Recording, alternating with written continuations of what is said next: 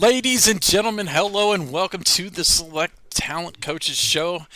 We've got a couple of special guests today with us in the booth. Again, from leading our Xbox contingent, we have Brendan. And with our special guest from Dads with Bacon, Aaron. Say hello. Tell us a little bit about Dads with Bacon. Yeah, thanks for having me. Dads with Bacon TV is my entertainment brand that we started back in November of 2022. Nice. And we have about 5,000, a little over 5,000 people in our group. It is for everybody. Our content is for everybody. Anybody can participate. It's just a bunch of dads that started it. So a lot of people look at that and they assume that you have to be a dad to be a part of it. You actually don't. You don't have to be a man, for crying out loud. We have a bunch of women that are involved too. It's dads who enjoy bacon, and my nickname is Bacon, so it's kind of a double meaning there with dads hanging out with me and talking sports and that kind of thing. So that's where it came from. But we're focused on sports, and we're trying to get a little bit more into gaming as well because I'm a big gamer. So I'm trying to get more of that content. But right now with a full-time job that's separate from this, I mean, this is something I'm doing on the side. It's time is of the essence, and as you already know, Matthew, I mean, I've had to reschedule doing this like 4 different times. Yeah, I'm glad to have you. Yeah. So that it's I'm so looking forward to this game. I have to say, I'm 48 years old. I've been gaming since Pong was out. And I don't remember a game coming out that I've been more excited about than this game. Seriously, I mean, I'm not even saying that because I'm on this show. I've been waiting for this game for since 2014 or whatever, 2013, I think. Yeah, I'm a little bit younger. I'm 42, but in my case, this is what I did in college. I was playing. Oh, yeah. I was playing. You say 2000, 2001. Yep. I didn't go to a big school, so we didn't have a football team. So I had pretty much carte blanche. This was my football, and then also aside from that, being a Baylor fan, the game stopped right at the wrong time.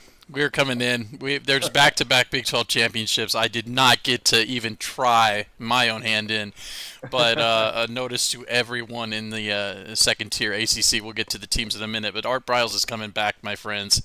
I'm not taking any mercy on anyone. And speaking of the ACC, we have a big-time Clemson fan. He's the host of the Neutral Zone podcast. We have Steven with us on the mic. What's going on, man? I appreciate you guys for having me. Hopefully my audio isn't too bad. My wife has me out here caddying for her on the golf course today.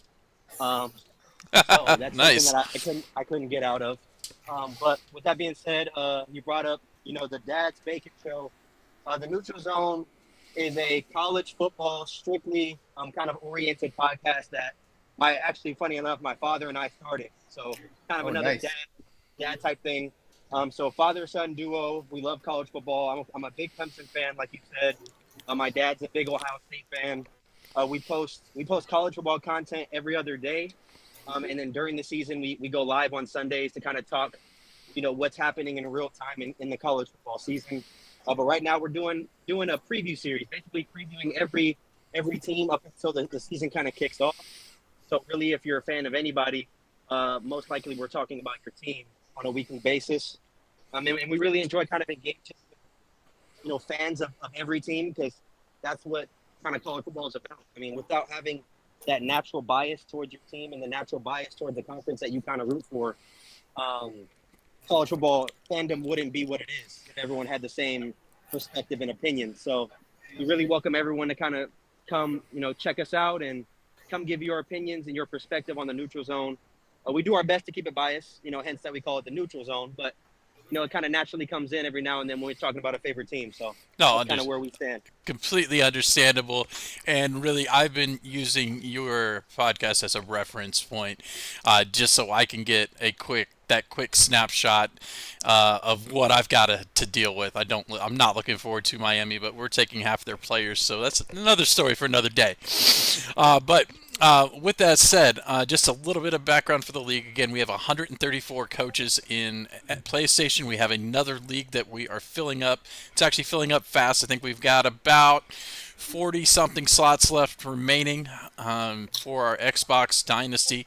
The way this is going to work, and I know EA said that we're going to have it capped at 32 teams, but we found a way around that 32-team limitation. With that, we have all of our teams broken down into 4 divisions, and with that we have 5 different dynasties. So basically for your top 3 divisions, basically it's the top 32, the next 32, and then the following 32. We were trying to find a fair way to split up the teams, and so what we did is we went off of the college football playoff appearances for that poll. So we eliminated a lot of the early season bias towards teams in the bigger conferences. And so with that, it led to some interesting results. We did have to make a couple of changes for balance. Basically, it was not going to be fair to see Vanderbilt and Rutgers playing against Georgia State and Georgia Southern. That just wasn't going to work out. They're going to be way too high in the game. But with that, we do have one coaching carousel to give everyone an update on that. If you finish 3 spots below, you're in danger of a team going and take another coach coming and taking your school. Basically, we would replace you in the dynasty, and then again, when we get down to it, we'll have people choose from what's remaining for the coaches that do wind up having to go on to another school by lack of choice. And then with that, if you finish 3 spots or above, or you win your conference championship, you do have the option. If you had one of your teams pre-select, we had everyone pre-select 16 teams. If you've already done that, then and that team does fail to meet their expectations, you can go and grab that school. That's how that is going to work out. But with our schedule, you'll see that we have the conferences broken down, at least for Division 1 through Division 3. You have 4 8-team conferences, which means you're going to wind up with 7 conference games. We're going to assign everyone, at least if we can. It depends on the number of protected rivalries within the game itself. That's something we're not going to know until release. But with that, you have 3 games scheduled against the other teams that would be at your tier and at their preseason conference rank within that tier. You also have 2 extra games. We realized Division 1, when we get to it, you're going to see what I'm talking about. It is not pleasant. These are the top 32 blue blood schools, the ones who made the most appearances in the playoff poll, and it gets nasty. So this way, it does give you a chance to schedule 2 cupcakes, maybe keep some of your guys from being injured as much, but that's the idea behind that. We could go a little further and just have everyone playing real people, but we wanted to give you 2 options. So you could still go ahead and schedule somebody, but that's more at your will for those last 2. And again, every division is within its own dynasty. The group of 4 has to be split into 2. We'll figure out how we're going to do their championship. We may have a split title there. But without further ado, we have Division 1. Also getting into this with the changes we had to make to get this to work for 134 people. We will know more on Tuesday, but hopefully we can cut down the playoffs to 4 teams and give everyone a automatic bid per conference and try to keep it locked to the 4 conferences we have users in. But let me go through the first one. We may not get through all of these. Again, we only have an hour, but maybe a little less than that actually, because I can never seem to start this on time. My apologies. But again, Stephen, I know you're on the court links. So the first conference we have is basically it's the SEC. It's the big hitters from the SEC. You've got Georgia, Alabama, Tennessee, LSU, Ole Miss, Auburn, Florida, and Mississippi State. Any thoughts on what's going to happen there? So I'm assuming you're asking me out. Oh, anybody. It's just open to the field. Because I kind of interjected there. So I have my wife playing without me. I'm going to the car to finish this up. So I'm good. But I mean, I really like the idea of what you guys are kind of pivoting to. The whole Division 1 with the divisions, the 4 different divisions is super cool. I heard Florida State. Can you name the other few teams you just named? Okay. No, that was Florida U. That was Florida U. Okay. It's Florida, Auburn, Mississippi State, Ole Miss, LSU, Tennessee, Alabama, and Georgia. Okay. I mean, what stands out to me immediately, obviously everyone at this level, at this level of the teams, should be able to compete. Obviously, everyone's going to have different user skills. But what stands out to me immediately is, the LSUs, the Alabamas. Obviously, we just got word about, the toughest places to play. So, I mean, whoever got those schools, and I don't know off the top of my head who got those schools, but you kind of, with the whole home field advantage, it's going to be big for you. Obviously, Alabama, I think, was top 5. I think LSU was like top 5. So that's what stands out to me immediately is, when you're in these high divisions, or Division I, we'll call it, a lot of these teams were in the top 25 for the home field advantage. So it's going to be, I think every home game or every away game, I should say, is going to be a brawl. And I think that's what I kind of take away from it. I mean, yeah, I love what they're doing with that. I think away games are going to be notorious across the board. Like I would probably give somebody an even touchdown advantage for playing at home. So even then, I know, Bacon, you have TCU. I was actually looking forward to playing you with the SMU. But with that didn't work out. I had to pull SMU up to Division II because they wound up being in Division III, and they were just it was gonna be the same problem. They were gonna cook everybody they were gonna see. But with that, going into the Big 12, let's talk about your conference. It is the old school Big 12. You can see what I tried to do. I tried to keep the rivalries as consistent as possible. So you've got Texas, Oklahoma, Mizzou, Texas A&M, Kansas State, Oklahoma State, Texas Christian, and Baylor. What are your thoughts on that? And just generally, Aaron, what are your thoughts on the setup on a whole for Division I? No, I think it's a great setup. Like Steven was saying, I think you guys did a great job with this, and I think a lot of it is going to come down to, how players are on the sticks more so. Especially because a lot of these are so evenly matched. That the first division or the first group there, like you said, it's essentially the SEC. And it's the SEC without the gimme games. Exactly. Yeah. Yes. So it'll be every game. I think will be exciting to watch. I don't think anyone here is going to escape undefeated. I just cannot see that happening. Someone's going to have an off night. Exactly. So, and I would say the same thing about the division that we're in with TCU. It's every team is in the top 30 except for Baylor right now. And again, even if I don't know who DJ Super J is, but if he's better on the sticks than I am, I think he has just as good a chance of winning the game as I would. So that's the fun part about just competing in these games, because it's not always about the team that you have necessarily as much as it is about how good of a player that you are. The way I see it, there's going to be a graph at the end of the season, and we're going to be able to put all 260 coaches on this graph. You're going to have coach skills, and you're going to have stick skills.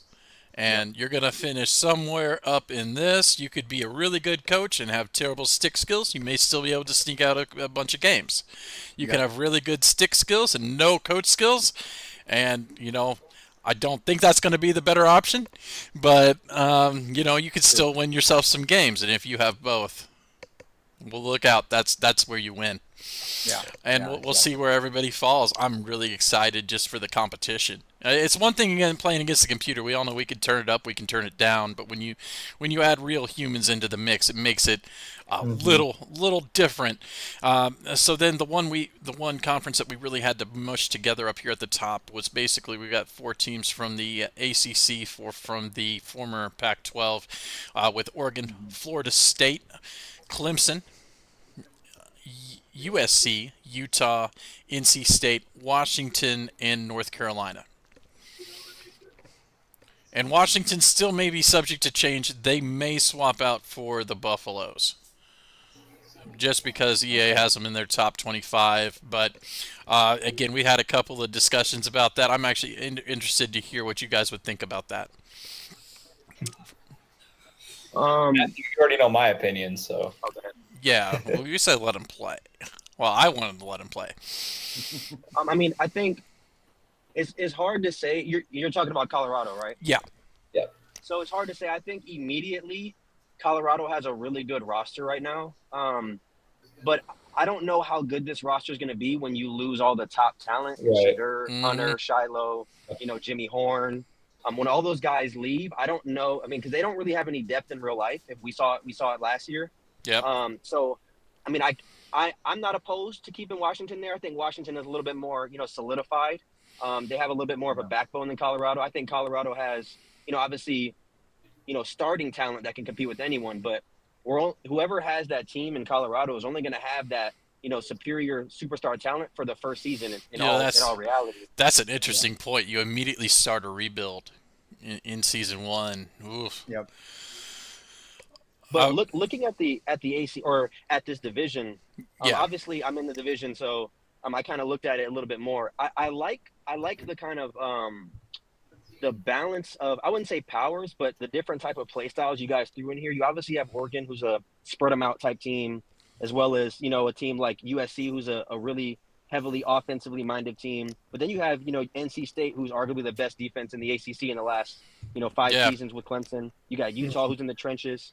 Washington's obviously an air 'em out. So I really like how you guys kind of mix it up so you're not playing the same style of opponent every single week. Yeah, the same can't be said for this last conference here in D1. That is the Big Ten with Ohio State, Penn State, Notre Dame. If you are in Division 2, 3, or the Group of 4, you're going to see Notre Dame as a lone independent. But in conference, in D1, they are going to the Big Ten, along with Michigan, Iowa, Wisconsin, Northwestern, and Michigan State. So, again, you take out Illinois, Indiana, Purdue, and you are left with a couple of tough games. There's no way to escape from this one either.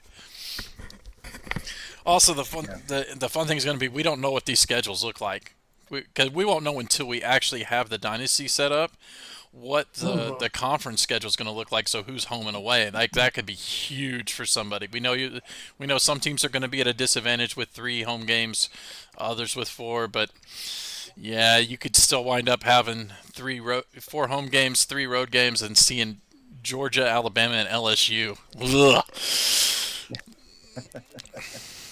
But yeah, best of luck in D1. Going to D2, this is where it gets and basically it balances out. This is the next group of teams. These are all teams that have had some recent success. And with that, we have basically a combination of the remainder of the SEC and the Big Ten, with Kentucky, Nebraska, Arkansas, Rutgers, Purdue, Minnesota, Illinois, and Indiana. Now, a couple of these teams got pulled up just because Purdue, Illinois, and Indiana wanted to be together, and that way they at least keep some type of rivalry, and they're all about the same FPI. That's the number you see on the side here. I don't know if I went to that, but the number here is just the ESPN's FPI for the preseason. Okay. So you got a pretty balanced 34 through 77 there. In the second group of the ACC, you've got Louisville, Miami, SMU, Virginia Tech, Pitt, Georgia Tech, Syracuse, and Wake Forest. That's pretty much a bulk of the ACC right there.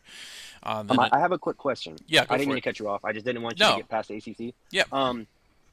Are these divisions? And again, I don't know who came up with this. If it was just you or if it was a panel of people. Are these divisions kind of already certified or solidified, or are you going to have room for concerns?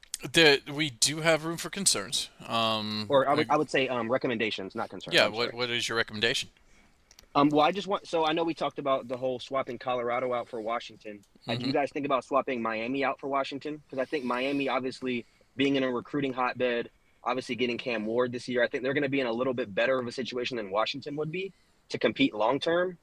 I know, they've been down, so to speak, over the last 10 to 15 years, but I think that's still, what I mean? And that's, like I said, just kind of a thought there. It's not a bad one. Not a bad one. We could pull that off pretty easily. But I'll put that up to our group as well. We do have a couple of people that we're bouncing this off of. I think we've got currently 16 people. We're going to add a couple more here shortly when Xbox gets ready to go. But what do you think about that, Brendan?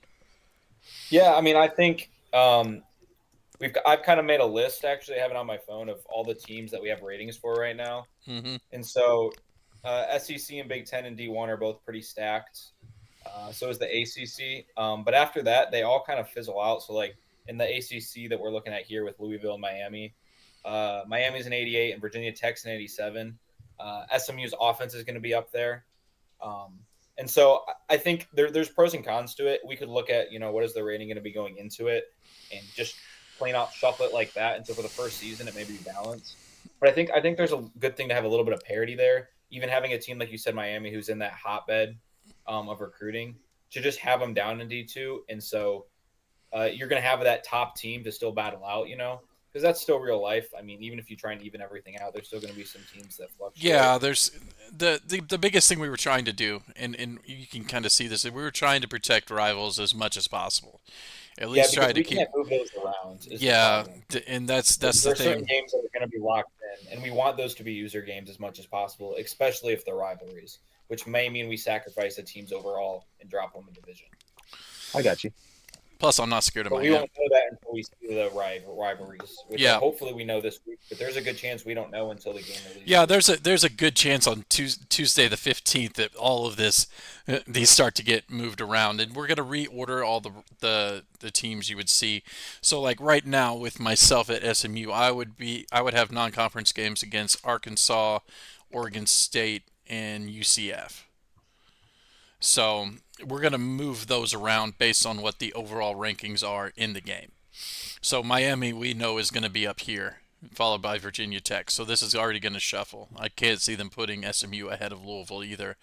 So, again, that's going to be completely up to the developers at EA and what it looks like on release.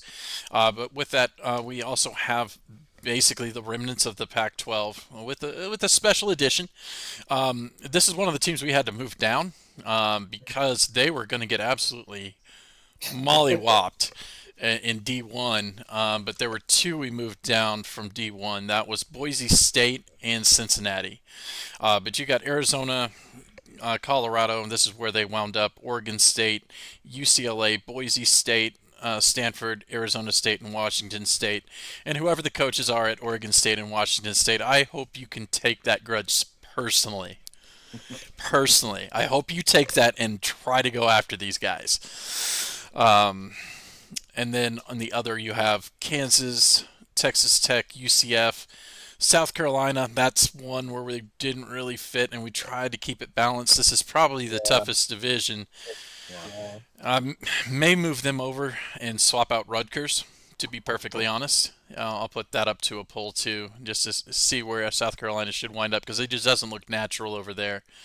With West Virginia, Iowa State, Cincinnati, and Memphis. Memphis probably being the biggest loser there and not being up at the top of the tier.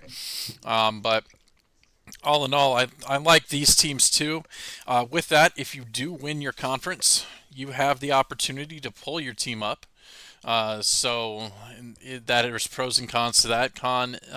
Biggest con being that you would have to go into the other dynasty where you weren't able to recruit. We'll get you in there as quickly as possible, but that's the biggest drawback. And because of that, we make sure you're out of the coaching carousel for one season. So if you move your team up in, say, Miami, say the Wild Child, he moves up, wants to go D1, he can do that. He would, no matter how they perform they're exempt from the coaching carousel for the next season. So they get 2 full seasons to recruit with and play with their team in the next division. And then, of course, we would move someone down. And if anyone moves down, there's a situation where I know you're preseason number 7, Aaron. If TCU finishes last and Miami pulls up, or We don't know exactly how that's going to work. We're going to put that up to a poll. It would probably just be the least performing team out of D1. We would drop them down and then move accordingly. But if you would move down, it would be the same exemption, where TCU would now be in Division 2, and with that, they would not be able to go down, and you would also be exempt from the coaching carousel for that next season as well. Gotcha. Just so we cover that now. I'm going to have all of this out in writing tomorrow. I'm going to actually, if everyone would look at their emails, especially on the PlayStation side, we're going to go ahead and get something, basically a welcome letter with our rules, links to everything you could possibly want that we're doing with the game. I know we have Instagram account now too. But overall, I think this Division 2 is pretty balanced. It's that next tier, and the playoffs are going to be nasty in here too, especially if we can get those 4 teams. But let's go on to Division 3. My favorite division. There is my favorite conference out of this whole thing sitting right here. We're going to start off with this. My favorite. If you're a college football fan, you would love this. Maryland, James Madison, Duke, Boston College, Appalachian State, Virginia, Liberty, and Coastal Carolina. It's the toughest division in Division 3, and that one I could see happening in real life. If the ACC contracts, I could see this being a legitimate start to a new conference. But with that, Maryland would be the favorite. Coastal, they're down there a little ways, but again, it's going to come down to the sticks. What can you do? And again, if you're preseason 6, 7, or 8, you are physically unable to be fired, lack of a better term. So that way you get, and we know it's probably more of a rebuild, but just because of that, stick around season 2, pull in some recruits, see what you can do. And next division would be up here. You've got Cal, BYU, Fresno State, San Diego, and San Jose States, Tulsa, Utah, and Colorado State. Let's see. Any thoughts on that? I think Cal and BYU are at a significant advantage, especially BYU. I don't know if they don't have one of the top 25 places to play, but that stadium is usually pretty rocking. That stadium render, I just want to say, in the Sights and Sound trailer was beautiful. Mm-hmm. It was the best thing I've seen from the game so far. I saw somebody said they're going to play 2-minute quarters and just go to every stadium. I do not blame them. That is something I would do. Anything out west with mountains in the backdrop. Mm-hmm. Actually, they're redoing the Air Force Academy too. They're getting an update on their stadium. But next we have one that, again, we're going to go to this one first. You've got UTSA, Houston, Marshall, South Florida, Miami of Ohio. Actually, Miami of Ohio got a couple of votes. I don't know how that happened, but they were up there towards the bottom end. East Carolina, Toledo, and Buffalo. And then to round that out, this conference looks a little wacky just because we had 2 issues. We have 2 brothers. I know that we have 2 sets of brothers in PlayStation. Neither one of them wound up in the same division. We tried, but it was not going to be fair. For whatever reason, South Carolina didn't get a poll vote for the college football playoff. So they were actually in Division 3. So with that, we moved Tulane down in their place. So you've got Tulane, Troy, Vanderbilt, all 3 service academies, Air Force, Army, and Navy, Louisiana Lafayette, and Western Kentucky. Western Kentucky's fun. Western Kentucky and Tulane would be a fun matchup, and this is where styles collide. Seeing Western Kentucky against Army is going to be an interesting clash of styles just across the board. Then let's see, we do have excuse me, it's a group of 4. This is where we put pretty much every other team. Again, we tried to do it regionally. and then we move some things around to get coaches in the right place. We want to make sure we have a one of our commissioners who had started this up with us, at least in each conference, and we do have start this off in the middle here with Texas State. Coach Nolan, his son, is in the game. He signed LOI, already got that taken care of. But he has Texas State. You got UNLV, North Texas, UTEP, Hawaii, New Mexico State, Nevada, and Sam Houston. These, I think, are going to be the opposite of Division One. I think these are this is where some of the fun matchups are going to be. Yeah. Because everyone's still balanced. Like, we found ways to balance. We balance the top, we balance the bottom, and the middle is the middle.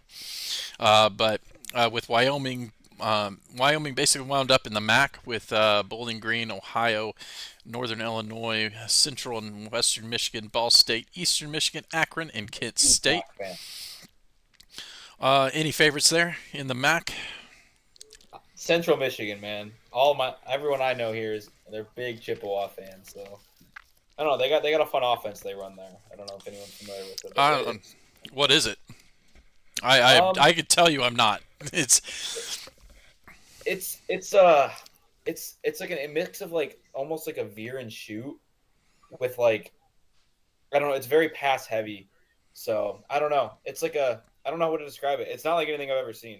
And they have a new coach there. So I don't know. Whoever has it, they have some athletes out wide too. So nice. That's why I'm really lucky I got SMU, because we are running the veer and shoot. It's either going to be SMU's playbook or the default veer and shoot, but either way, we're running 8 seconds of play. Coach Bryles is back, baby. And it's like swinging for the fences. Either it's gonna be really good, or it's gonna be really bad. But either way, it's gonna happen fast. Then you got we start shifting out east. Actually, there's Florida Atlantic, Georgia State, Georgia Southern, Old Dominion, UConn, Charlotte, UMass, Kennesaw State, Florida International, and Temple. And then to wrap things up, you've got a conference with South Alabama, Jacksonville State, Rice, Arkansas State, UAB, Southern Miss, Middle Tennessee, Louisiana Tech, and Louisiana Monroe.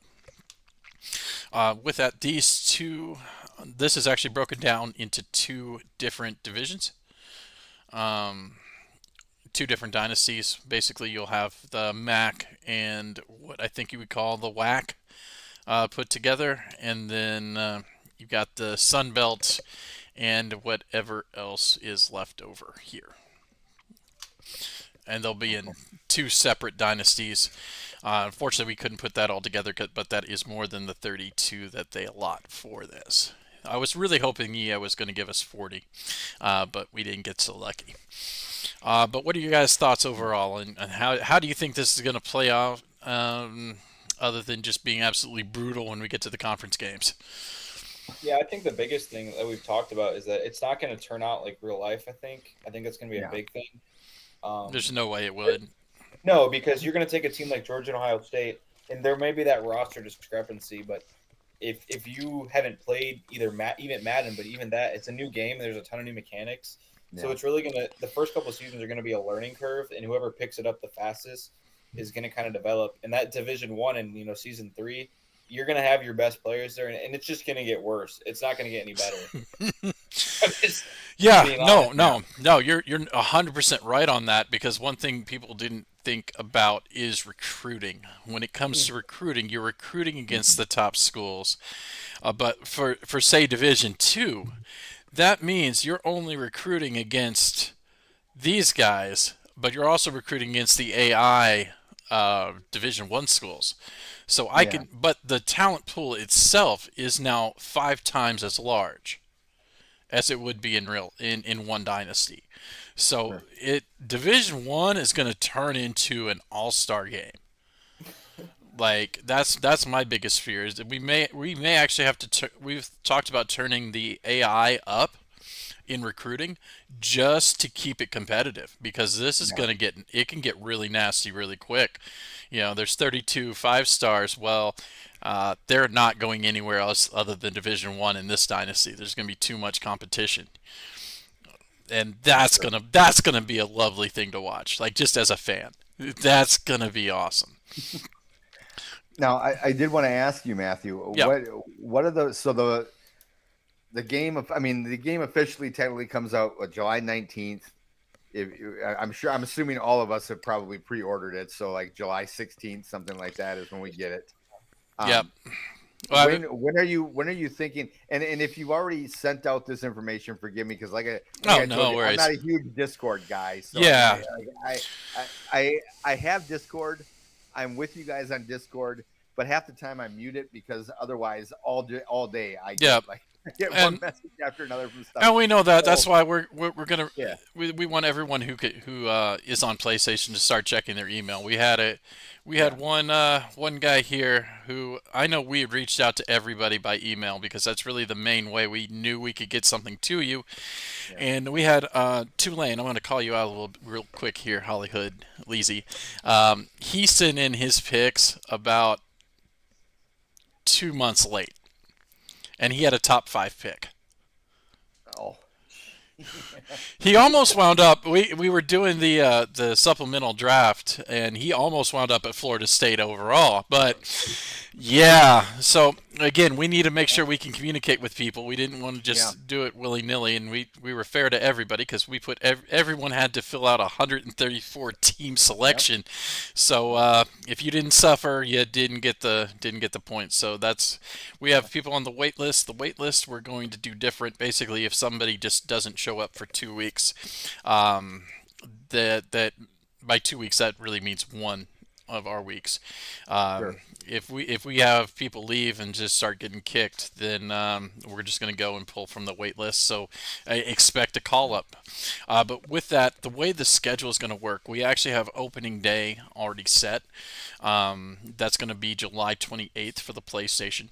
We don't know when we're going to do that for the Xbox, but that should be, again, my math is sometimes terribly off.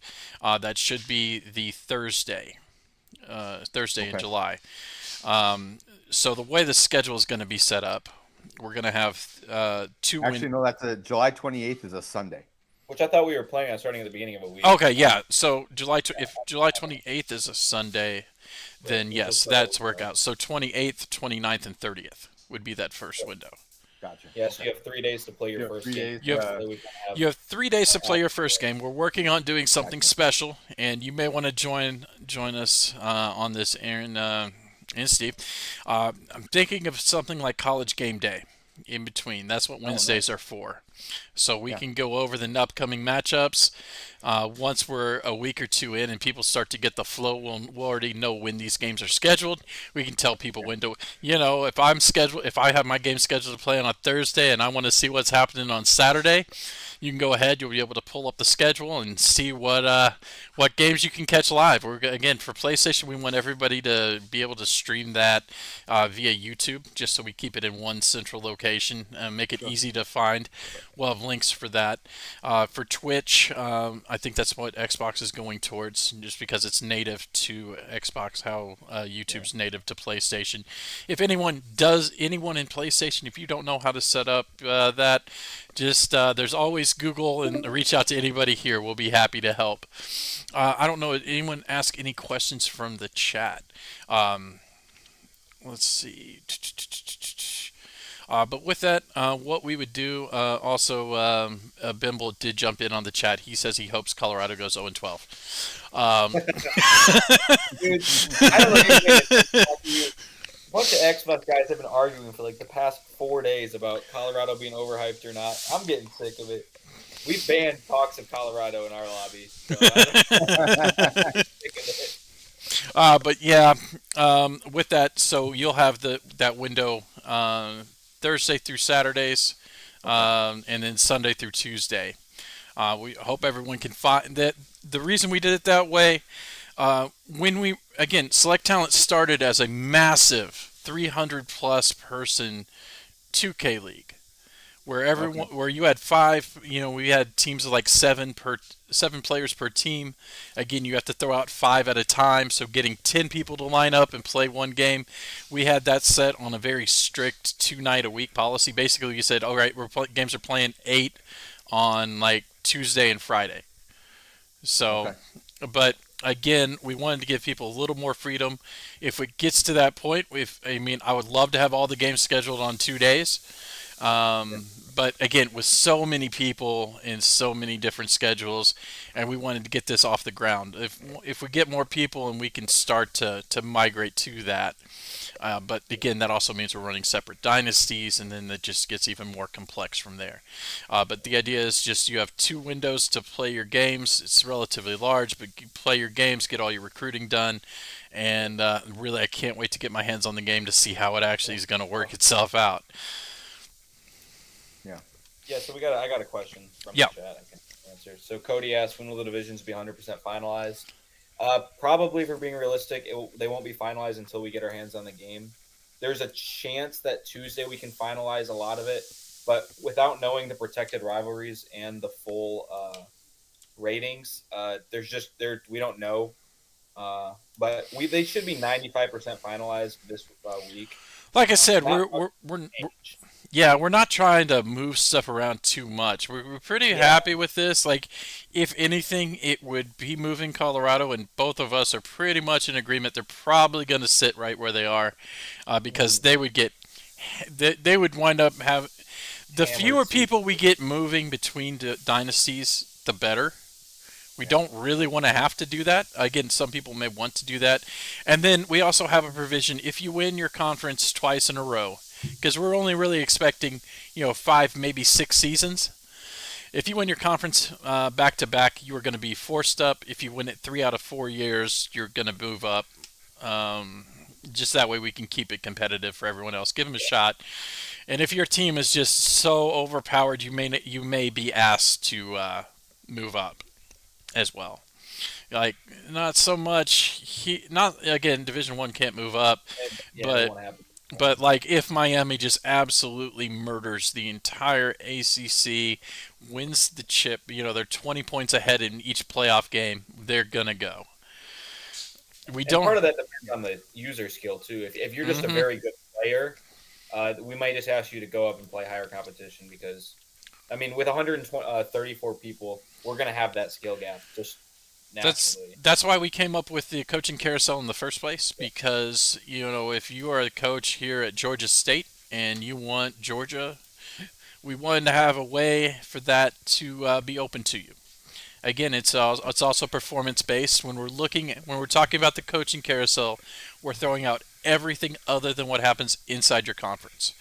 We set up the non-conference games just to give everybody a taste. We're gonna, again, the best thing that EA could do is let us push that conference schedule all the way back to like maybe it's 8 weeks out. Give one bye week an option, but it sounds pretty customizable. But I'm curious. Again, we won't know until we know. The rivalries will probably screw us over at some point or another. But yeah, and with that, we'll just do what we can. If you can get 3, get 3. If you can get 2, get 2. And if you can get 2, you're going to be screwed. The one nice thing is, in a sense, your non-conference games don't matter. So if you somehow get 3 CPU games, like, that's just how it works out. The only way you can make the playoffs is by winning your conference, which means only your conference games technically matter, at least for playoffs.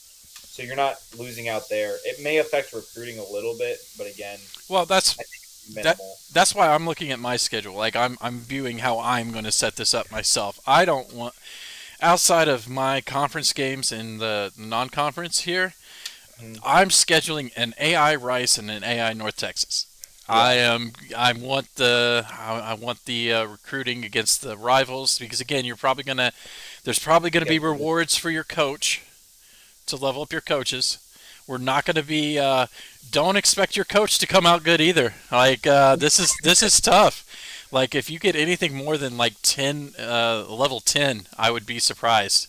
Enough to make it so where there's where you can tell the difference between coaches, but no one's coming in looking like Saban. This is not for the weak, my friends. This is not for the weak. We will know who you are very quickly. And again, with all the coaches being the same, it leaves you there's just so many ways this can go. All right, let's say I have no plans to stick around at SMU. I'm going to take the first job that opens up in D1. I could do that, and I could just straight up not care about that coach, and just go straight into tactics and motivation. Not even worry about recruiting. Not even recruit. If you were that confident, I can see somebody doing that. I can see people going full recruiting and getting smoked on the field. Again, there's just going to be so many options. This game looks like it's going to be the best football video game, and the reason I say that is simply they don't have the NCAA over their head. They don't have the NFL over their head. It sounds like they were given so much freedom that they can have an 80-page deep dive for the dynasty coming out. So we haven't even talked about the transfer portal. Yeah. I think that's going to be a huge thing too. If you're not a good coach, you're going to lose your players. And even then, if you don't start them in D1, they're going to go to another school in D1. Or if you're Clemson, Mm-hmm. you don't even use it. So it's like you got to make sure you keep a hold of your players, or you got no one else to use. So I'm excited. I think, like you said, it's going to be the best. Oh yeah. Video, I think. I'll say this, Brendan. When you were talking a few minutes ago about you're getting tired of hearing people bashing like Colorado and that kind of thing, I'm getting tired of hearing like in some of these different NCAA groups that I'm in on Facebook, these people comparing this game and saying it's going to be trash because Madden is. That is one of my biggest pet peeves. It's like, you don't understand that this team, first of all, isn't the same team that does Madden. And they've been working on this game for what, like I've heard anywhere from 2 to 4 years. I think it's about 4. Yeah. So the other thing is you're not talking about a 9 month. You're not talking about a 9 month, span, and not to make excuse, because I do feel bad sometimes for the team that works on Madden, because there have been years where the game has just been kind of. 26 no different than the year before. 26 may not be as good as 25. Like they've had, like I said, they've had all this time. Exactly. Yeah. And it probably, there's probably going to be a big gap between, from comparing the difference between 2014 and 2025, and then 2025 and 2026. Yeah. It's not going to be the same. But this idea that because both games come from the same publisher that they're going to be crap is one of the most asinine things I've ever heard in my life. Mm-hmm. It's like for years, Madden was just meh, and FIFA was outstanding. Well, those both came from the same company. Yep. So I'm getting look at FIFA and NHL. Like they're similar, but they are not equal. Yeah. So you talked about, Aaron. Yeah. Oh, go ahead. You talked about. I mean, it's a different dev team, but what I thought was cool was some of them is the old dev team from NCAA 14. Some of them are people that worked on College Revamped, and those are some of the most passionate. They're not getting any money off of it. I mean, they are just simply updating the game because they love it. And you have college sports fans, which I think is different than the Madden dev team. They are dev producers. These guys are college fans who just happen to be video game devs. Alternate hot take. Because college football usually sells less than Madden, I think this is going to be much more realistic because they don't have to worry about the median. Like, I expect this to be tougher. I expect, just like how they put in the wear and tear already. How do I put this? This could be more simulation versus Madden, which is for the populace. They can keep, because they know they're not going to have the same numbers selling, they can go ahead and push it a little bit further than you could with a Madden title or even a FIFA or NHL. They have so much more freedom with this game that I'm stupid excited. I have 8.5 days at work left.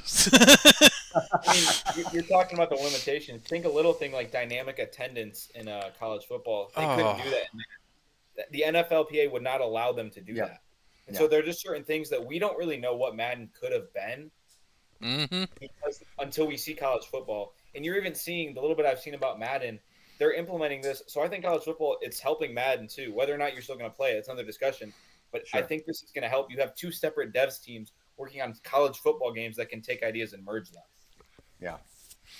Well, yeah, and that's the shame of it all too, is that, like you said, we don't know what exactly the NFL tells them they can and can't do in those games, and so the fact that these guys aren't being hamstrung by the Nazis that are in the NFL, who just rule with an iron fist. I mean, it's like I've never understood that, but I could talk about that for a whole hour. I got to protect the brand, but we'll save that for another day. Yeah. Exactly. But I know we're running out of time here. We got about 4 minutes left. I guess we already gone through the conferences. That was really the big thing I wanted to say, and just to look forward. We may have an impromptu another show coming out from us on Tuesday. Just to recap, we all have homework. Matthew, I got one more question. Yeah, go for it. Anything else from the chats? I don't know what the answer to this is. So Scott just wants to know, how do we get in contact with our opponents? Is that going to be on Discord? Because I know that's going to be a lot. Discord, Signal Flare, Carrier Pigeon, Xbox or PlayStation. We really need everybody to turn their privacy settings off, just so we can get in touch with you. The goal is to have that set up where you can all you need to do is coordinate a time. We'll know about how long these games are going to take. As far as the gameplay side, we're looking at about 8-minute quarters. Again, we're trying to keep the cheesers out. And the only way we're going to do that is we're going to make wear and tear be the equalizer. So, yeah, you can run it 40 times if you want to, but you're not going to like that after the next week. And I would say ideally just somewhere that you can keep receipts. Yep. I mean, I've ran my Madden leagues. You get people bickering about when they schedule a time. And so it's really just about transparency. As long as you have somewhere where you can show that you guys agree on a time, it doesn't matter where. We also be the easiest. Yeah, Discord is probably where I would start. Even if you're just logging in to go to your conference and say, hey, when can we schedule this? Just a direct message to and from. If else, you can go, like I said, I know PlayStation, we did that before. Try to keep the conversations on Discord if you are going to do that, because nobody likes getting 70 messages while they're trying to play a title game. It happened before. And then other than that, just keep in touch. One of the things we're trying to do is we're going to have our social media team go ahead and post all the times when we do have a game scheduled. So you don't have to worry about that. We're going to have it in front of 50,000 people in that Facebook group. So you're gonna know when your game is, and you're gonna be blasted if you miss it. So again, we got a 3-day window. So I personally would try to schedule early. If you like Sundays for that window, probably Thursday, and that way you can see how things play out. Or you could be strategic and want to see how the rest of the league goes. Try to schedule late, but all the fine details we're going to know about once the game gets here. But it looks like we're about to wrap up. I got about less than a minute left. Again, I do want to thank you guys. Steven, thank you. I know we'll have to get your wife a gift. I'm sorry. No. I appreciate you guys for having me, for sure. No worries. Again, Aaron, finally we got to meet up. And, go ahead. Check out Dads with Bacon on Facebook. The Neutral Zone podcast on YouTube. That's where I found him. And other than that, we look forward to seeing everybody on the virtual field here in just a couple weeks. Can't say months anymore. I'm super excited. I know. Thanks, guys. Bye.